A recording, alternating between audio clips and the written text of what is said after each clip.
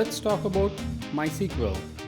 MySQL powers some of the largest websites like Facebook, Twitter, Booking.com, and more.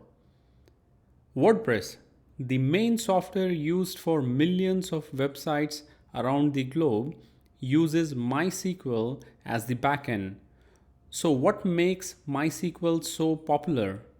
The answer lies in two main things: ease of use and open source. Right from the installation process to using it, the steps are pretty straightforward, and due to its open source nature, you can adapt to any use case. Let's look at how to install latest version of MySQL on Knakl Cloud. I have already launched one cloud server, which is an Ubuntu server, and it is hosted in US data center, and you can see this is running. I will connect to this cloud server using my MacBook. If you are using Windows system, make sure you convert the .pem SSH key file to .ppk so that you can connect to the cloud server using PuTTY. I'll simply issue SSH kadmin at the IP address, give yes, hit enter, and you should be connected to the Ubuntu server.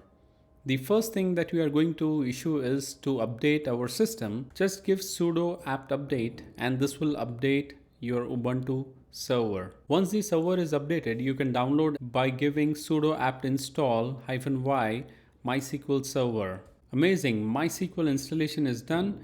You can check which version of MySQL is installed by giving MySQL -- version, and we can see currently the latest 8.0.43 version for Ubuntu has been installed. Let's start the MySQL services and also enable these services so that whenever you reboot the system, the MySQL services will automatically come up. Now that the MySQL installation is done, the next thing is we need to secure our installation. These are few default options that we need to set in order to start using MySQL. Simply give sudo MySQL secure installation and this will prompt you to validate password components. For now, we can ignore this one. Just type N, enter. The next one is remove anonymous users. Yes, we would like to remove those dummy users from the database and disallow root login remotely. Now it depends, guys. Do you want to have root login from a remote system or do you want to completely remove it?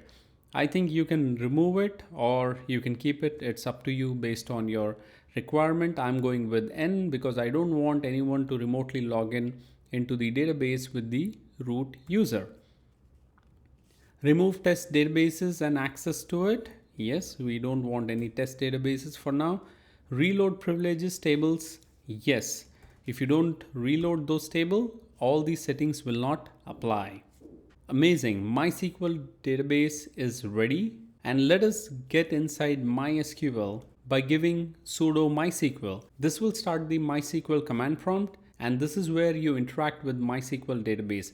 If you simply type show databases, you can see the list of default databases that are already created inside your MySQL installation. That was super fast, and you can take your MySQL installation to next level by making sure you open the default ports so that you can connect MySQL database externally from any other application. That's all for this video, guys. Enjoy MySQL installation on Knakl Cloud and start developing your next app. Thanks for watching.